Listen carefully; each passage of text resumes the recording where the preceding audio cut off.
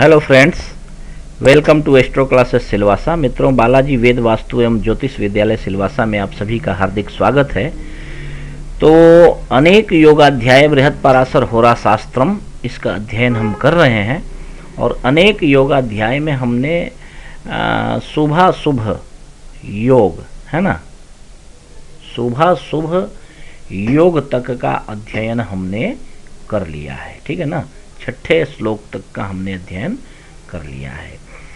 अब हमें 7वें श्लोक, जिसमें पर्वत योग और उसके फल का वर्णन महर्षि पाराशर द्वारा किया गया है, ये पर्वत योग तत्फलम का हम आज अध्ययन करेंगे अपने इस वीडियो में। तो हमारे फेसबुक के पेज को लाइक करें, ट्विटर पे हमें फॉलो करें एंड यूट्यूब के चैनल को सब्सक्राइब करें प्लीज़, एंड ब्लॉग और वेबसाइट पे विजिट करें और अपने मनचाहे आर्टिकल को देखें, पढ़ें।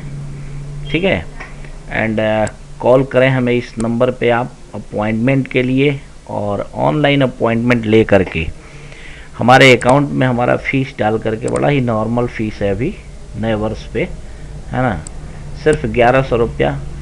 क्या करें, विद्यालय संचालन के लिए लेना पड़ता है, और नहीं तो हम तो चाहते हैं कि आप लोगों की फ्री सेवा करें, लेकिन मजबूरी है कि अपनी जीविका के साथ साथ पूरे विद्यालय का खर्च उठाना पड़ता है इसी से। तो आप हमारे अकाउंट में डाल करके और हमें आप इस नंबर पे कॉल करेंगे, अपना रिसिप्ट हमें भेजेंगे, तो हम आपको समय बता देंगे कि आपको कब कॉल करना है।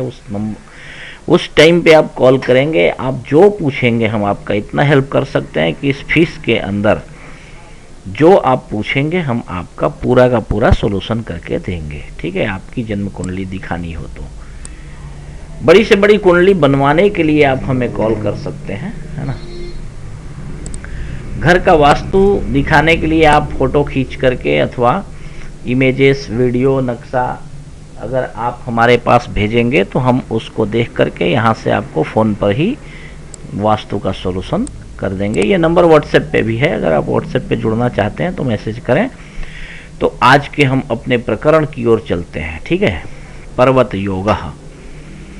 सौम्येषु केन्द्र गृहगेषु सपत्नरन्ध्रे शुद्धेऽथवा शुभजुते यदि पर्वतः स्यात् लग्नान्त्यपौ यदि परस्पर केन्द्र यातौ मित्रेक्षितौ भवति पर्वत नाम योगः।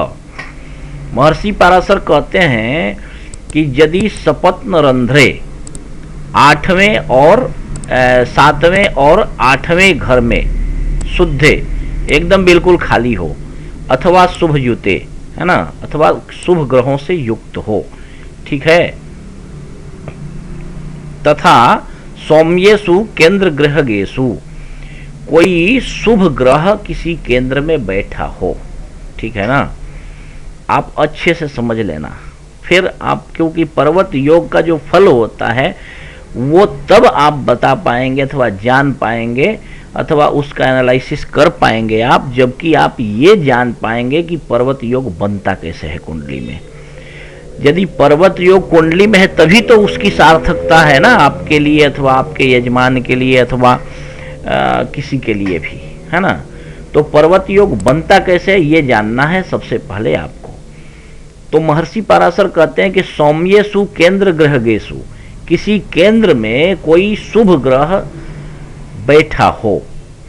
सपत्न रंध्रे शुद्धे, सपत्न अर्थात 7वां और रंध्रे मतलब 8वां, 7वां और 8वां घर जो हो कुंडली का वो बिल्कुल शुद्ध अथवा खाली हो, है ना, अथवा शुभ जुते यदि, है ना, अथवा किसी शुभ ग्रह से युक्त हो। कोई शुभ ग्रह 7वें अथवा 8वें घर में बैठा हो, किसी केंद्र में शुभ ग्रह उच्च का अथवा स्वराशि का अथवा कोई अच्छा ग्रह, सौम्य ग्रह बैठा हो, तो पर्वत नाम का योग निर्मित होता है कुंडली में। ठीक है, अब दूसरे सूत्र में कहते हैं 2 प्रकार से बनता है पर्वत योग। ठीक है ना, लग्नान्त्यपौ यदि परस्पर केंद्र यातो मित्रेक्षितो भवति पर्वत नाम योगः। कहते हैं कि लग्न अथवा व्यय भाव का, ठीक है ना, स्वामी, लग्न अथवा व्यय भाव का स्वामी, दोनों घर का मालिक, 12वें घर का कुंडली में, जैसे मान लो वृश्चिक लग्न की आपकी कुंडली हो तो शुक्र और यहाँ का वृष और तुला राशि का मालिक शुक्र होता है, तो व्यय भाव का मालिक होकर के अगर यहाँ बैठे तो ये शुभ ग्रह हो जाता है, और यहाँ अगर मंगल बैठे तो ये भी अपने घर में हो जाता है। ठीक है, तो इनको अगर इनके मित्र ग्रह अगर देख रहे हों, संयोग से अगर इनके मित्र ग्रह देख रहे हो, तो ऐसी स्थिति में है ना पर्वत नाम का योग बनता है। मित्रेक्षितो, देखिए यहाँ पे लिखा है परस्पर केंद्र यातो, यदि लग्न और 12वें घर का मालिक परस्पर किसी केंद्र में बैठा हो तथा मित्रेक्षितो भवती, है ना, मित्रेक्षितो यदि कि उनके मित्र उनको देख रहे हों तो भवती पर्वत नाम योग, पर्वत नाम का योग जन्म कुंडली में निर्मित होता है। ठीक है, समझ गए। चलिए इसका फल क्या होता है वो भी देख लेते हैं। महर्षि पाराशर कहते हैं कि भाग्यान्वितः पर्वत योग जातो विद्या विनोदाभिरतः प्रदाता कामी परस्त्री जनकेली लोलस तेजो यशस्वी पुरनायकः स्यात्। बाप रे बाप, इतना अगर मिले तब तो कहना ही क्या है। प्रबल भाग्यवान होता है ऐसा जातक। ठीक है, और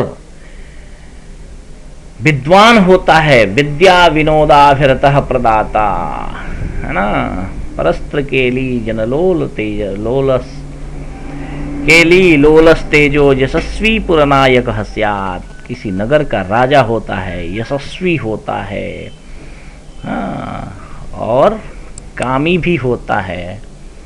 परस्त्री जन केलिल, है ना, केली मतलब क्रीड़ा करना, है ना,